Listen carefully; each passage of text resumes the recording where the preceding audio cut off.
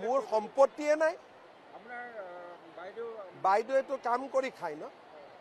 চুৰ কৰিতো নাখায় কিন্তু মোৰ সেইটোকে ক'লো আপুনি কোন পেপাৰৰ আপোনাৰ মালিকৰ কেনেকৈ ইমান টকা পইচা হৈছে কাম কৰিয়ে হৈছে নে হোৱা নাই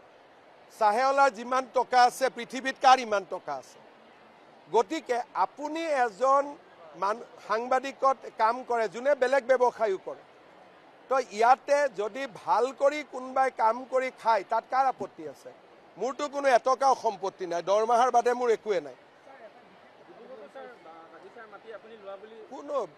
মাটিটো বাদেই দিয়ক ডিব্ৰুগড়ত যেনে তেনে আহি পেলাই ওলাই যাব লাগে হিমন্ত বিশ্ব শৰ্মা এটা বেলেগ ধৰণৰ মানুহ হয় সম্পত্তি তম্পত্তিয়ে মোক একো কৰিব নোৱাৰে খালি আপুনি এইবিলাক কথা কোৱাৰ আগতে আপোনাৰ মালিকক এই প্ৰশ্নকেইটা কৰিব তাকে কৈছোঁ আপোনাৰ মালিকে কেনেকৈ নাৰ্ছিং হোমত দুখীয়া মানুহক শোষণ কৰে সেই কথাটো আপুনি সুধি ল'ব তাকে কৈছোঁ মোৰ কাম নহয় এইটো ৰাইজে মই যেতিয়া ডিব্ৰুগড়ত আহোঁ তেতিয়া ৰাইজে মোক এটাই কথা কয় যে চাহেৱালাক কণ্ট্ৰল কৰিব লাগে